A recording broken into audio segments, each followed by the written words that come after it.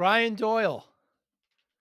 Brian Doyle is a former managed service provider and data center owner from my great state of Connecticut, and he sold it all off and went through some series of working with some other MSPs. But now he's made a product for MSPs that help them with quarterly business reviews, with road mapping and some compliance. But he's got this VCIO Toolbox, which is a really cool tool. It's a toolbox for a process, but many of the managed service providers, we had these quarterly business reviews with our clients. I'd bring donuts and we talk about what we've done in the last quarter, some initiatives coming up, and we also treat it as a farming, event, not just to kind of keep up. But he's really revised it all, and that's where a lot of businesses fall short in this process. I open up the conversation. We have a few passions that we enjoy that are similar: cooking, and of course, we're big baseball fans, Yankee fans. We talk about that as well. Really enjoyed my conversation with Brian Doyle. I love seeing him out there on the road. Thanks for listening. Hi, I'm Joey Pinz. People ask me, how did I lose 130 pounds? The quick answer is always discipline. I started my business, wasn't paying attention to my health, was eating too much, drinking too much sweets.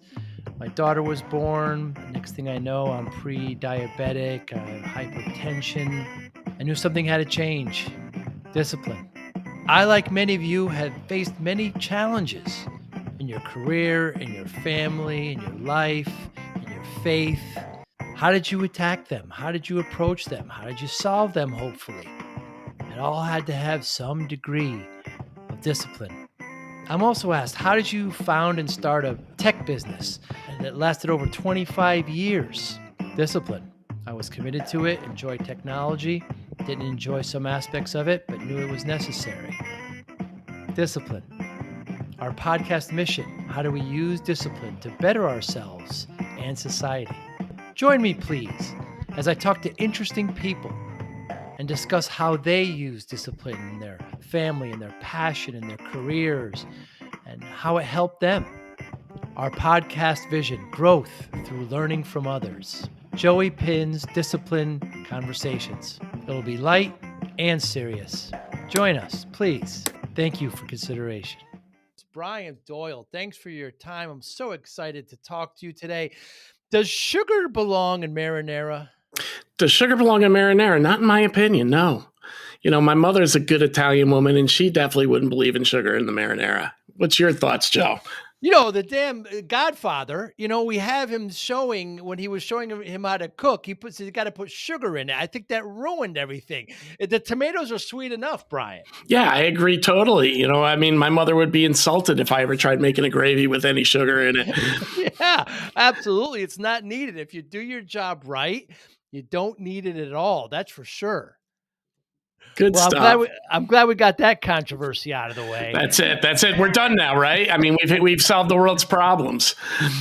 Yeah. How are the Yankees going to win the World Series? You tell me, man. This is a tough season to watch right now as we're sitting here today. Talk about streaky, and they do this to us every year. Yeah. You come out of the gate quick, and then all of a sudden we go into that nice month lull that kills the rest of the year. It really does. And it's just, everybody says the evil empire spend all the money, but the Yankees have been in the postseason about once in the last 5-6 years? Man. I don't know about you, but I miss George. Steinbrenner would have been something, huh? Yep, and we're wasting Judge's prime.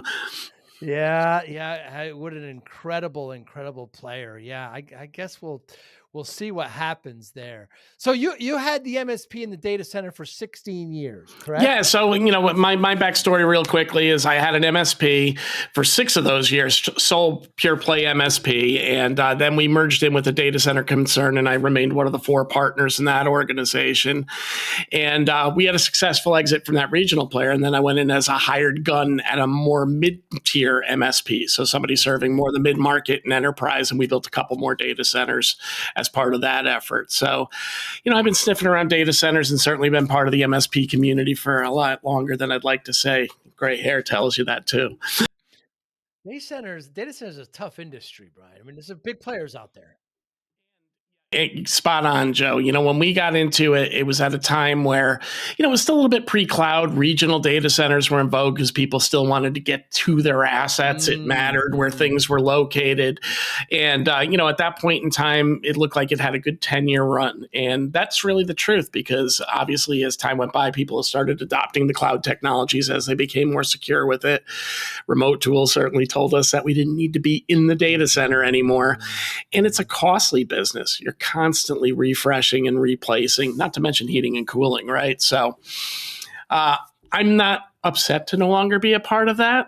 I enjoy not getting woken up at 2 a.m. repeatedly because something's awry. So this is good stuff. Yeah, I had some data in a local data center. I would have to go there every once in a while. But then when I would see those guys, you could just tell they're not getting any sleep in there. It drains you. I mean, it really can. And, there are those fire drills that we have as MSPs as well, of course. But some of those fire drills there include many people yelling at you, not just one. And that's the other part, right? God forbid a data center go dark, and knock on wood, we didn't have that problem. But we certainly had many glitches along the way. Wow. And was the data center in Connecticut? Yeah, we had one so the one that I was a partner in, we had one in Manchester. We actually had a couple in Manchester, Connecticut. And then when I was as a hired gun, we had one in Trumbull and one down in Orlando.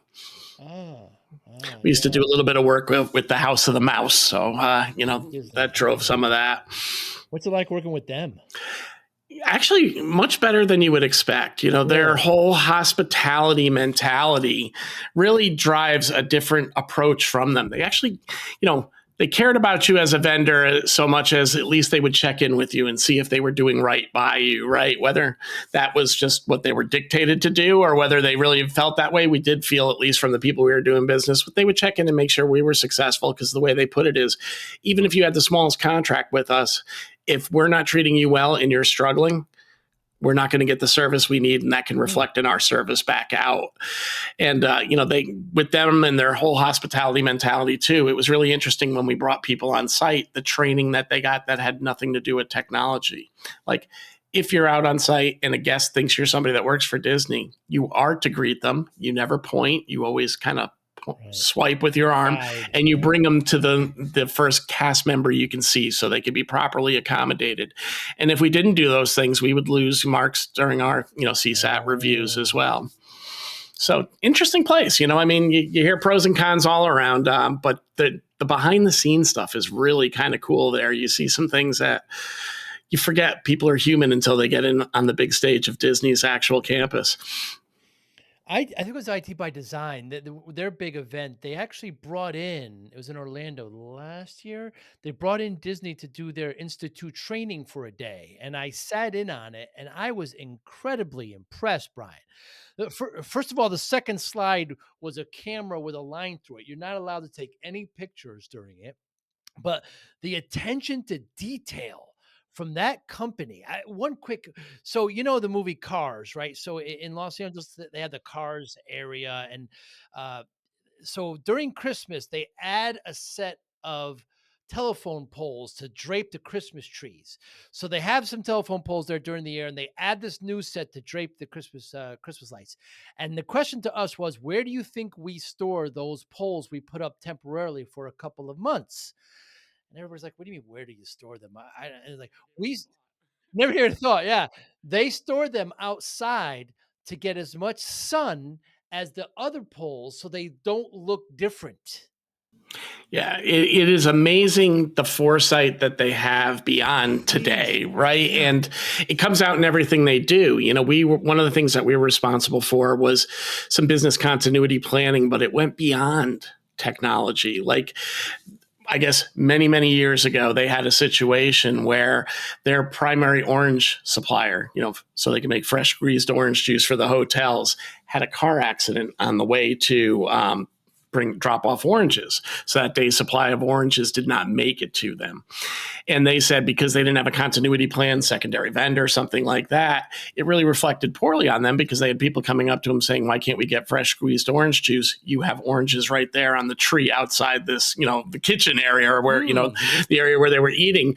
And that led them to say, okay, now we have to look at all of our vendors and say, do we have secondary contracts? How do we balance those contracts to keep interest on every, for all vendors included, right? Because nobody's going to jump to your rescue for one orange delivery a year. So it was that kind of level of thought, and you saw them processing that really kind of made you think, because I would have thought, okay, you didn't have orange juice today. You let people know they don't have orange juice, and that's a problem. But they felt that was a reflection on both their service, their standards, and of course, they did not like having people asking why they can't just pick an orange off the tree outside. Fascinating the way these companies. So, are you still involved with the mid-tier MSP? No, not so much. Obviously, with my transition out of the pure play MSP space into the vendor community with VCIO Toolbox, now I serve the MSP and MSSP community. So I'm the intermediary in that regard, and I'm not with the end user or customer as much as I once was. So were you involved, Brian, in sales and marketing while at the MSPs and data center? Yeah, absolutely. Like I'm one of the unique folks in this industry. I did not start as a tech founder when I launched my MSP. I came from the business side of the equation, and I had a partner who was working as our tech side. And candidly, I've been blessed most of my life to have incredible tech people that allowed me to focus on sales and growth. So that's really, where my area of expertise is. Certainly, like all of us, once you get into the tech world, you learn the tech and you have some baptisms by fire. I've touched technology I probably shouldn't have touched, and I've pitched in where I've had to on days where I question, am I doing the right thing here? But, realistically, my background is definitely more business focused. Well, that's the perfect twosome right there. So, yeah. That's when you got somebody you can trust and you can just leave those technology pieces to them and focus on growth and customer satisfaction, it makes a world of difference. Yeah, it sure does. And especially a lot of technicians don't even, I don't want to say that they look at sales negatively, and that mindset's got to shift. Yeah. I mean, it's tough for salespeople in the MSP space because a lot of times they're a team of one, right? In some of those mid-tier ones, the owner gets past owner-led sales, and now they bring on a sales rep, and they're really on an island by themselves. The team doesn't understand that failure is part of success. Right. So you'll hear engineers every once in a while bubble up. I don't know if this guy's going to make it. 9 out of 10 calls, he's getting rejected. And of course, I'm hearing that means 10% of the time he's hearing yes. So, or yes to the appointment. So that's not as bad as you think. And, so you see that the tech owners are really not equipped to train them because they're like, how come these guys can't close right? I was able to close everything. Well, yeah. They were referrals, they were family, they were things like that. As you got started, certainly much more higher probability to close. So you'll see a lot of tech founders not have enough rope with these sales reps. And it's tough. MSP sales just in general is tough, right? I mean, for somebody to make the move to another MSP, you've got to do some significant damage because it's painful to make that move too. So it's a tough acquisition, but a very, very lucrative one when you make it. And necessary and mandatory. Yeah. So we have the VCIO Toolbox, Brian. Tell me about it. Yeah. So, kind of dovetailing off of being really on the business side of things, we launched this platform as a way to really structure initially business reviews, but we always had an eye on it being a full-fledged unified advisory program. So what does that all mean? Well, obviously, most MSPs are familiar with what the business review does. It's really a way to stay engaged with your customer, try to, understand where the gaps are in technology or asset lifecycle, and generate a roadmap to make a more predictable budget for the customer. It's also to reinforce your value, and I'll come back to that in a moment. But one of the things that we really tried to do was up-level the business side of it. The people across the table from us generally are not IT pros. And as such, we really need to talk to them in their language. So a core component of what we do is building a strategic plan with the client. We work with them to understand their key initiatives and term them as business goals and business challenges. We up-level our perception by bringing in the IT goals so they know we're there to be a leader and not just a commodity set of hands and feet.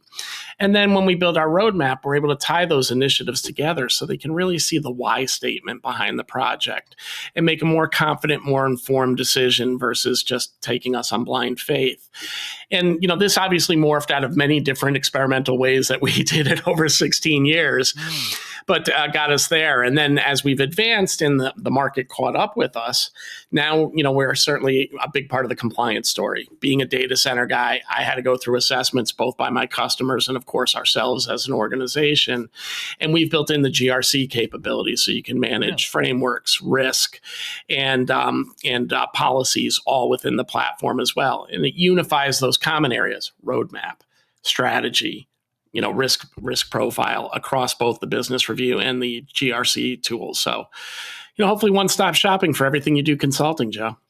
Very interesting. So let's talk about business reviews first. So I would meet at my MSP. I would meet with my clients once a quarter. We'd have our QBR, our quarterly business review, and I would have a ticket summary and some initiatives that are going on. And I'd bring donuts, and I turn it into a nice event. And we talk about some new initiatives. But you're saying so.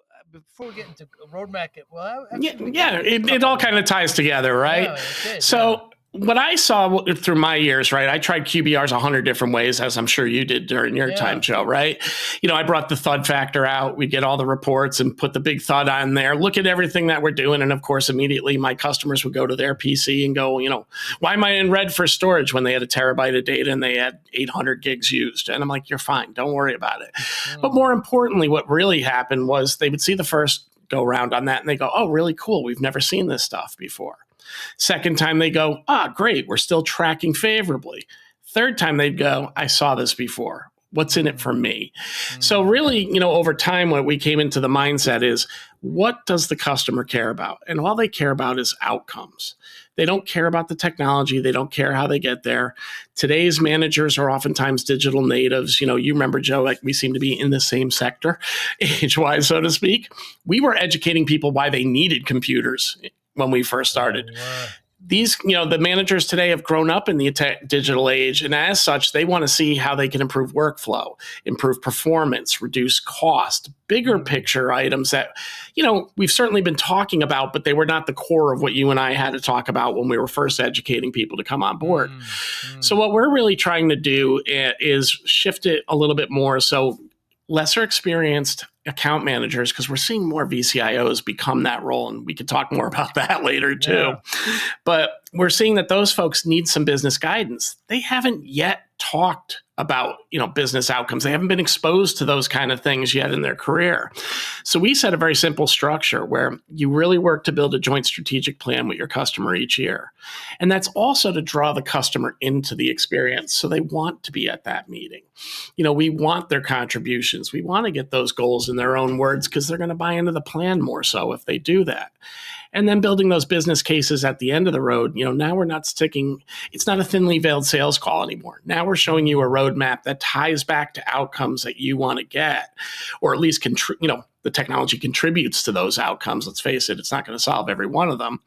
But now we're at least showing the relationship. And now the customer can make a true decision, even if they are just a traditional business person and don't have any IT savvy. Yeah, because the QBR. But donuts work.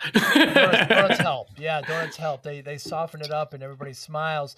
But QBRs became a farming event as well. It was trying to get more. It's interesting to me is this process actually marries kind of the technical and the sales together. It's a partnership of both. So why is a virtual CIO becoming an account manager? So, it's interesting. I've been around long enough to kind of see the changes, right? Initially, when people started doing business reviews, and it sounds like you were there too, Joe, it was people that had some technical understanding going out and talking to the customer to share what we do. I always say the biggest curse that an MSP faces is when we do well, right? The more we automate, the more we do remotely, less we're on site and less things break. And when that happens, if we don't get past our day-to-day players, we could be vulnerable because the senior management's going to go, why are we paying so much? Right. Things are on autopilot now. We don't see these guys anymore. What's the deal? So we needed to use QBRs to get in front of them. And generally it was a more technical resource that got out there to do that. Now there were pros and cons to that because sometimes they would tell you how the watch was made instead of just telling you what time it was, right? And we definitely want to make sure that we don't go too deep because the customer will just glaze over and move on and stop attending.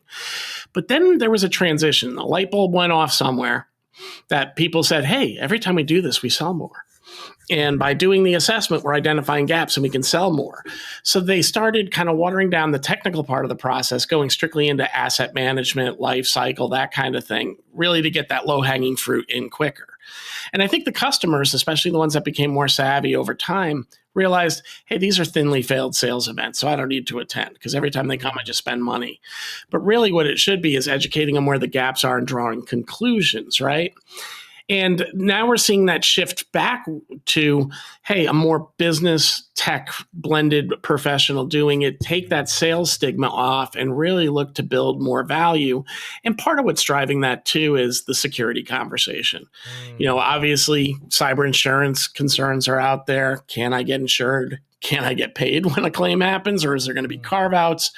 Those kind of things are becoming real. And that's driving a different level of security discussion than we had years previously.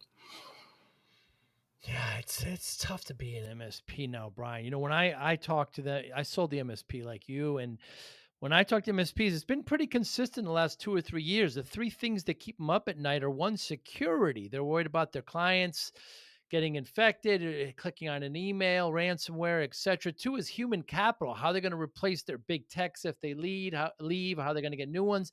And then lastly is just growth. The PE has put so much money into the community that they need to grow and show more value. It's very interesting there. But it seems to me your product, your process, because your product is a tool that really sets a process. Yeah, we always say it's a process backed by a tool to make it repeatable. It's really that's really the process. I mean, it is software, but the process that we're teaching is part of this, and the methods that we're teaching are just supported by the software, and it makes it very repeatable and saves time long term once you get your baseline built.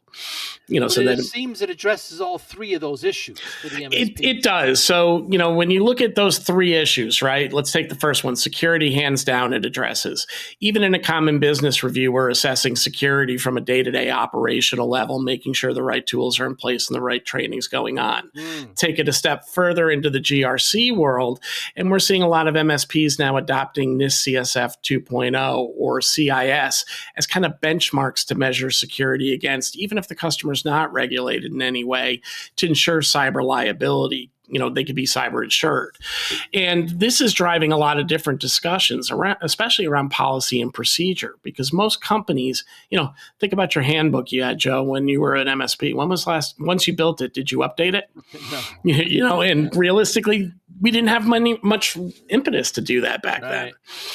So, yeah, you're spot on. And security will never go out of style, right? We were talking about it 25 years ago, and we'll be talking about it 25 years from today. All the other things come and go, but that will never go out of style. So, to your first point, absolutely, we address that head on. We drive process and policy from that. Our more advanced MSPs are starting to build VCIO as a service offerings and opening up new revenue opportunity as well. So, it really is driving, it's driving the future for these businesses. Now, your second point, was around, I apologize. Capital. Yeah, human capital. That's real too, right? And one of the biggest challenges, we know there's a shortage of cyber people universally. It doesn't even have to be MSP. But we also know oftentimes the MSP can't compete with big corporate on, salary. So we're really working hard, training people up and doing those things. But one of the biggest challenges we saw when I was an MSP was times of transition, right? How do you get the knowledge about this account? How do you get the knowledge about these systems to your other techs? Now, we do a good job with our ticket histories. We do a good job with our documentation, and more MSPs have definitely built SOPs. But one of the things that was left out of the equation was the account management side. So, and it became something that was apparent to me when I started stepping away from managing every one of our accounts as an owner-led guy and passing those accounts down to other people. And when I would do my quarterly check-in, just a touch point with those clients that were mine for a long time to see how things are going, I kind of started hearing the same story over and over. Hey, you guys do a really good job of telling them what you do for us and what we have technologically, but you don't do a good job of telling them what we do and why we do it. So we adopted a process. Are you familiar with the business canvas?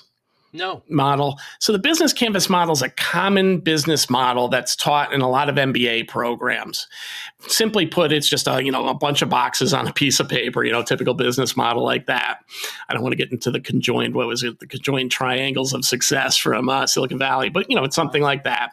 And in the center point, it's really identifying, hey, what's your customer's value proposition? What do they bring into the marketplace? Then the right side maps out how they go to market. How do they support their clients? How do they derive revenue? What are their sales channels? Who do they target? The left side of the equation looks at how do they operate? What are their key services? What are their key deliverables? Who are their partners? What are their costs? Simple stuff, right? But it becomes a one-page dossier on the client. And now when new people come in, they really can see, hey, this is how the client operates, and this is what they do. Some added benefit we found along the way that we didn't expect was, the go-to-market side and the partnership side drove referrals. Now I could be more direct with you, Joe. Hey, instead of the old generic, hey, man, we do a pretty good job for you. Who do you think would benefit from knowing us? Now I could be like, hey, Joe, I see you work with Brian Doyle over at VCIO Toolbox. I tried calling that guy 3 or 4 times. No luck. Would you mind making an introduction? As well as I do, most of our customers are happy to do that. They just don't want to have to think about it. So, we found out other things like security gaps or way to extend technologies for more efficiency by seeing other things they were doing. So there's a lot of benefit to it, but really it helps with transition on the account management side, the same way those documentation libraries do, on the technical side. Very interesting. When you talk to MSPs, Brian, actually, let's talk about the third one first, which is growth. So growth, I think we run in the same circle as you probably know Abe Garver. And, Abe's been a regular guest on my podcast. And one of the things that he shared is you will get up to, as much as maybe 2, even 3x on your valuation if you can prove you've got a native sales engine. If you can bring in repeated sales and you weren't strictly just a bolt-on MSP, that made other acquisitions to get to your revenue number, it gets valued higher because it's the toughest thing we do. So when you look at our tool, what we're trying to do is give you the insights you need as a manager, especially making sure you're not losing that growth that you can get, through net expansion revenue. So we have tools within our system to look at the program. We want you to see the global forecast. Our forecast shows a full 2 to 5 year plan, depending on what you're building across all your customers. It's more expansive than what you might have in ConnectWise or Autotask because that's your active pipeline. We house things that we ultimately push there, but we don't push them there till they're ready to join that pipeline. Mm-hmm. So now a business owner can look at the forecast that we have and know, look, if I don't sell another customer, if I just service my main accounts and bring in these high priority projects, this is what I should look like for the next 2 or 3 years. Then we have other cross-analytic reporting to help with identifying, which customers are vulnerable and dropping in score. Which customer, we have a white space analysis tool where you can really customize it to your tech standards and see who's compliant and not compliant where, and what's the value of that upgrade. So you can do that cross-sell, upsell activity. So we're trying to give you the tools to build what I would call the account management sales engine and the net expansion sales engine. Obviously, we're not as big on the acquisition side. You can do mini assessments and things like that up front, but we're more in the account management and beyond, level of the MSP. And when you talk to MSPs, Brian, what's the biggest obstacle you have to kind of cross to talk to them and convince them they need the service? There's a commitment that goes with building a QBR program. And as you know, we get hit with many different things on any given day. I used to joke around about the fact that I never did what was on my schedule the day before. Whatever I thought I was going in to do today, probably didn't do all those things by the end of the day. And, as such, one of the challenges the MSP has is they'll get very hot and heavy that they want to get into QBRs. It's my biggest threat as an organization. They'll go do a few, they'll make some money. I can guarantee you a path to ROI very quickly on our service. But then as they start getting into the process a little bit later, they get a little bit lazy. And things come up, and the easiest thing that cancels the QBR because the customer's not dying for it, in most cases, right? So keeping that adoption going and keeping that traction going is one of the biggest challenges we see because, as you know, almost every MSP is a man short. It sure is. So that's one thing that we see as a challenge. But now let's flip the switch on that. Those that are consistent with it are retaining customers at a much higher rate, are expanding their revenue on average 10 to 15% across their existing client base. They're introducing those new services like VCIO as a service. And we're doing things on our side to expand our integration base to try to automate some of the manual tasks to reduce some of that labor that unfortunately has to occur as part of a QBR. You mentioned the podcast, the MSP Business School podcast. How do you like doing it? It's a blast. That was something that we put together. I originally started that with a couple gentlemen from OSR Manage, Rob Rogers and Tim McNeil. We did it, Joe, strictly because it was COVID. And we were like, so how do we hang out still, right? So we're like, hey, let's do a podcast. But we decided to really focus on the business development and sales and, really the owner side of it, right? Business development, sales, marketing, cyber from a how to position it standpoint and ultimately exit, right? Those are the things that most, executive leaders and sales teams care about in the big scheme of things. So, we focused on that and it's a blast. I mean, first of all, it's a door opener to people like yourself, right? We, people that I might not get a chance to meet or get a chance to talk with are usually happy to come on and get a, opportunity to expand their reach. The second thing was working with the guys was great for a long time. Unfortunately, they had some transition in their business, so they left the podcast at the top of the year. But we all still work very closely together. And now it's unique doing it on my own, like you are, Joe. It's a little bit different when you're doing one-on-one and you don't have a couple people to bounce things off of. Yeah, I mean, I prefer it because of scheduling. Like you said, if people have to leave, and it's tough. Yeah, that's much easier. We used to try to do ours in batch two Wednesdays a month, and there would always be a conflict, and we'd have to figure out how to reschedule. Now I can just send out the link and go, here, find something open that works for you, and we'll make it happen. Now, you're part of the ConnectWise Pitch It program, great incubator program. I believe it's your second year? No, we were in it last year, and we were one of the finalists. So, that the pro and con to that, man, that was a great incubator group, and it really allowed you to network with people more intimately as part of that program. I would have loved to have gotten to do it 2 years, but the rules are once you make the finals, you're out. Yeah, so we were fortunate. Yeah, we were fortunate enough to get second place last year, which is great. But I do kind of wish I was more involved this year because there's a great group of companies in there this year. And certainly while I've reached out to many of them, it's different when you're in the program. Yeah. That's really interesting. Yeah, because you got second place. You did a great job up on stage there. And the third place really got a set of steak knives. They weren't kidding about that. Yeah, it really was. And so your message to it's tough to be an MSP, and I have this growing opinion. Tell me what you think, Brian, that many MSPs are over-tooled. They buy these tools, they don't use them. I would say overtooled and shiny object zealots, right? They're always looking at new ways to do things, and there's so many different tools. And, that was one of our aims, was to try to help consolidate tool set and marry data, and we did that by eliminating GRC and QBR as separate tools in our opinion, right? And that's our opinion. It's biased. But I do think, when you look at what the MSP spends on tools, and what they have in their stack and what the training behind that is, it's an investment, man. It's an investment. And those MSPs that change their RMMs every 2 years, God bless you. Because I never understood that going back to when I was an MSP. I'm like, you build all your processes around a tool. Then somebody comes up with something that your tool doesn't have. Well, just wait 6 months. Your tool will probably have it. It's everybody's going to win that race as vendors at some point in time, right? So I But I could never understand, okay, you're saying, or my favorite one, well, we're saving $200 a month. Yeah, how much did you spend in human capital to train your people on a new tool? Just as a guy that integrates with tools, we have to learn every tool to a degree that we integrate with. Mm. Mm. As a former MSP that's turned to vendor, what is your advice to vendors working with MSPs? Remember, you were an MSP. Start right there. Put yourself in the seat of the buyer and remember what their stresses were. When we were looking at go-to-market pricing, all those kind of things, we had to take into account what you just said there with the tech stacks becoming sprawling and go, really, what can a customer bite off and how can they get ROI and how do I ensure that?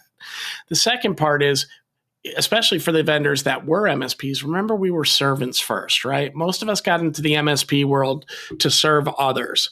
There's 100 ways to make a buck, and there's a lot of the less stressful ones. We're there because we love technology, we're passionate about the people we serve, and we want to help, right? So as a vendor, try to take that approach too, because when your customer needs some help, there's a reason for it. And the third thing I'd say to vendors is reach out to other vendors. There's no embarrassment in saying you're at the beginning. I think all of us have that moment of imposter syndrome in our lives, and we don't want to show the gaps. But the reality is, why wouldn't I reach to somebody that's built a uber successful software company and is in their 10th year when I'm in year 2 or 3 or 4, and I'm still trying to figure it out? And for those vendors that were never MSPs, some of the larger ones, learn the market. It is not the same as other markets. My partner is a great example of somebody that had to learn the MSP community over time. My partner, Ken Fernley, came from Johnson & Johnson. He was a global developer, global director of software development. Then he worked in an ERP company for an apparel industry as one of the partners there. He'd tell me, I know how to do that. I know how that is. I know what they're thinking. I'm like, no, you don't understand. The MSP community is a little bit different. There's a little bit more shiny toy syndrome. There's a little bit more understand. They know the tech under the covers, so they're going to be a little bit more direct with you and forthright. A lot of different things. And after a couple of years, he's like, you're right. This is a totally, totally different, unique market. But it's a great market because as much as they understand, they can find a tech flaw, let's say, right? They also understand that's going to happen. What are you going to do to correct it? They're not eating, in most cases, eating your lunch on that unless it really impacts them downstream. And those are great things too, because, they want to be part of the solution. They don't want to just bash you and be part of the problem. Until you give them a reason to bash. We all know some of we've all been on the Reddits. I think that when I talk to some of the large vendors that want to enter the market, the concept, Brian, of the MSP owning the relationship with the client, they can't get past. They keep on saying the stupidest things like, we want to talk to your clients. The MSP's clients are none of your damn business. Nope. Theoretically, I don't know any of my clients' clients unless they tell me right about a story or an anecdote about those clients. And again, I think that's one of the protections an MSP has when they're working with former MSP vendors. We understand that relationship. Our relationships with you, that's what we have to nurture.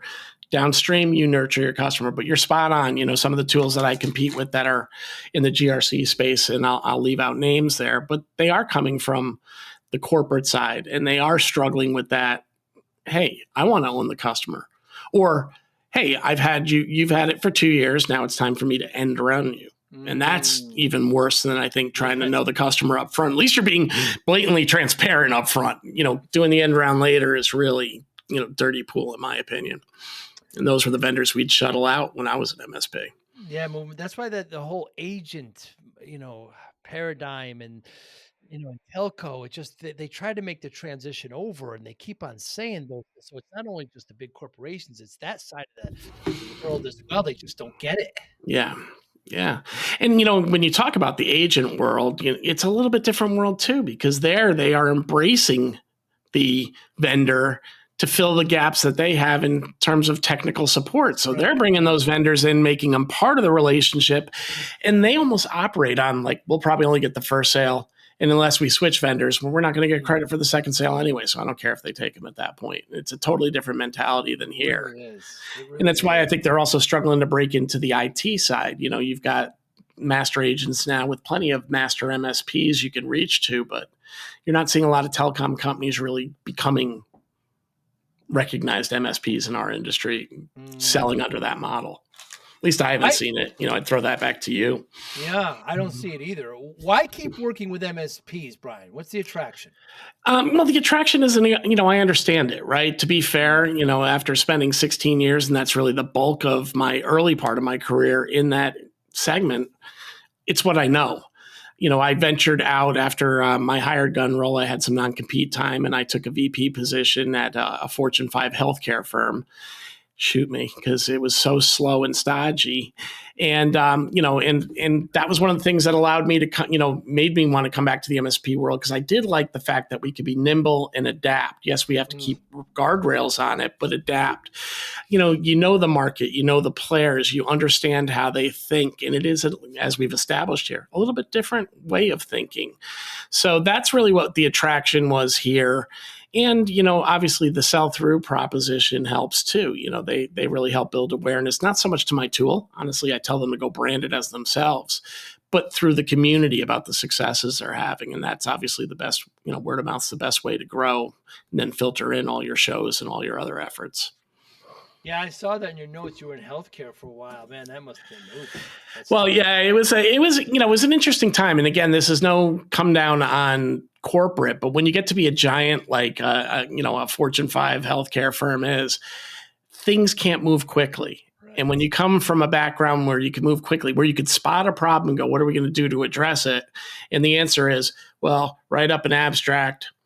Let's go take it out to committee. Then let's go take it to committee. Then we're going to have to build some funding on it. And hopefully in a year and a half, we can embark on this problem. And I'm like, in the meantime, you know, my role was, we were, you know, those paper EOBs you used to get you get in your mailbox when you get see a doctor. I was one half of that team. My team was leading technology acceleration, which was converting it to paperless. And our goal was to take, you know, $50 million off the table from a, you know, $500 million spend on just EOBs for the company. You know, and you could spot flaws in the business case. Every year you lose customers, so you're going to lose those paperless customers, and you got to re-enroll new ones. So thus, that takes away from the business case. And you'd see these problems, but they were overcomable, but you couldn't get people to act. And I was very happy I was asked to move to the Midwest, and we weren't doing that. And that was my gracious exit, because otherwise they had some golden handcuffs. That's it. Well, Brian, you know, I started the MSP there in New Haven, just south of you, in the 90s, and I was working way too hard, 14-hour days, and not paying attention, not exercising, not paying attention. Got myself up to 340 pounds, and the doctor said if I don't lose the weight, not going to see my daughter graduate. She was just born, so I spent the next 6-7 months, lost about 130 pounds, kept it off. People ask me how, like there's some secret, and I always say discipline, right? That's how. I got willpower, routine, etc. I wonder how discipline plays a role in your life, Brian Doyle. Well, you know, I think first of all, you just said a story that I think has happened to way too many people in our industry. This is a burnout industry. I'm right there with you, Joe. I mean, I got up to about 295 at my peak. I'm working my way back down right now too. Of course, as we cross over the 50 barrier, things don't come off as quick as they used to, right? And, you know, but the reality is this is a highly, you know, it's very easy to get burnt out in this industry, right? And it goes back to that servant mentality. I think we all want to help our customers. So we'll put in those extra hours at night to do it. We'll take care of those problems. We sacrifice ourselves and our family. I'm so sorry for the cough, for the good of, you know, for the good of the customer. And we do that repeatedly, and then we don't eat right. And things really start to hurt us. I'm going to pause for one quick second, Joe, just so I don't. Take your time. You're talking about high burnout. Yes, sir. So, you know, very simply, you know, we don't take good care of ourselves, and eventually it catches up. I ran into a situation as I was getting close to exiting the MSP space where I was working traditionally those 14-hour days. I was on planes and trains repeatedly, shuttling back between Connecticut and Florida. And we had jobs that were going through the overnight because that's when the work used to happen. And I couldn't keep up with it anymore. And my wife had a very long conversation with me one Memorial Day weekend because I went to sleep on Friday and I didn't wake up again until Sunday.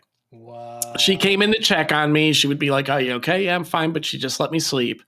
And that's when I realized I pushed it too far. So, you make some changes both professionally and in your thought process there. And then you'd have to bring in that discipline. And to your point, I was never a huge workout guru. I played baseball. You're allowed to have a gut there. So, I really got more into, hey, you got to walk every day. You got to make sure you're making time for your family. You got to eat better. You got to make sure you're working on eating better and just make those small incremental changes that can make a long-term outcome. But I do worry about a lot of MSP owners that don't take their foot off the gas. Yeah. Feel if they're not in every place at every moment of every time that something's going to fall through the cracks. And I think part of that comes with better delegation, which I was also guilty of not doing great at times. Yeah, many business owners have a problem with delegation. I have to I know when I was in the peer groups, some of the guys would order the pizza themselves. I'm like, come on, you can have somebody do that at least. They're afraid that it won't be done as well as you can. 80-20, right? If somebody could do it 80% as much as you can, get rid of it. Yeah. But they struggle with that. Yeah. It's I can do it better, I can do it faster, but really ultimately it takes longer because you're taking on too many of those tasks, right? And it contributes to that burnout. It contributes to that, how many MSPs have you seen where they're like, it's a grind, owners, it's a grind. I don't know if I want to do this much longer, all those kind of things that we hear out of great people.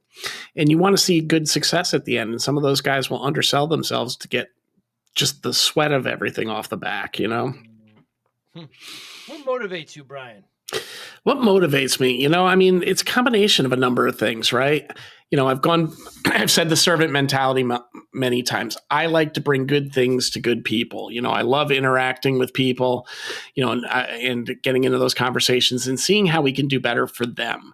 I've been a consultant probably true in my heart since day one. I like to see you win and if you win by proxy, I should win, right? So while money is certainly a motivator for all of us, it's not the end all be all for me because, I'm fortunate enough to have enough to do the things I want to do and not worry on the day to day. But I like to see how I can make other people success.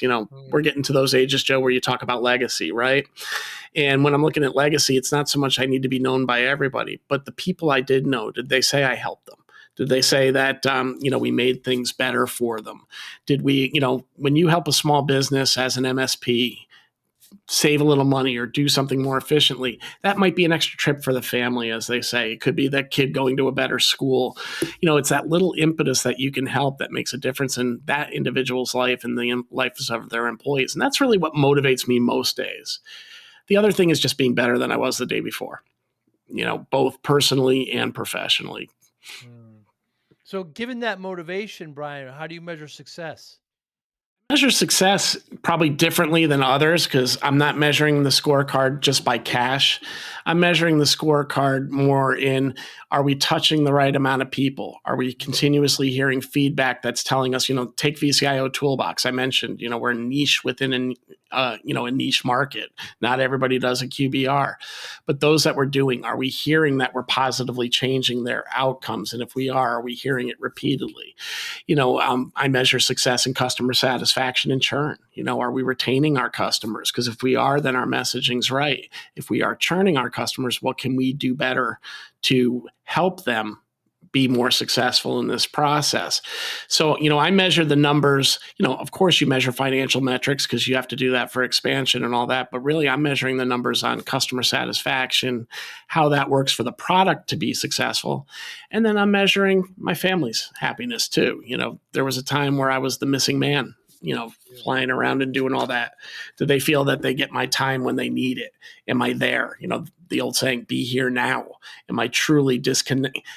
As disconnected as one can be, but disconnected from work when I'm spending time with them. Can I go at 2:00 in the afternoon to go see my daughter do something which I couldn't do before? So those are they're little markers that I measure success on, but by living a life that gives me that balance, while still having the drive to go create something bigger than me. That's really what, works for me. I don't know if that answers your question because it's not metric based, but that's just kind of how I look at things. Maybe more of a philosophy. There's no wrong answer. I mean, life-work balance is, we talked about it earlier. I mean, business owners, it's so easy to get, to drown in your company. You have to look at yourself as well. And you don't serve anybody when you can't serve yourself. Brian Doyle, thanks so much for your time. I really appreciate it. It took a little while to set this up, but I'm glad we did. Anybody listening, how can they get in touch with you? So they can get in touch with me. You can visit VCIOtoolbox.com. You can email me at bdoyle@VCIOtoolbox.com. You can find me on LinkedIn, of course. That's always a great place to find me as well. And certainly check out the MSP Business School podcast as well. You can find that up on YouTube at MSP Business School or anywhere that you download your podcast as well. Love to have you, come listen. And if you're an MSP, love to have you on as a guest. Fantastic, Brian. Thanks so much. You have a good one. We'll talk soon. Sounds great, Joe. Thank you so much.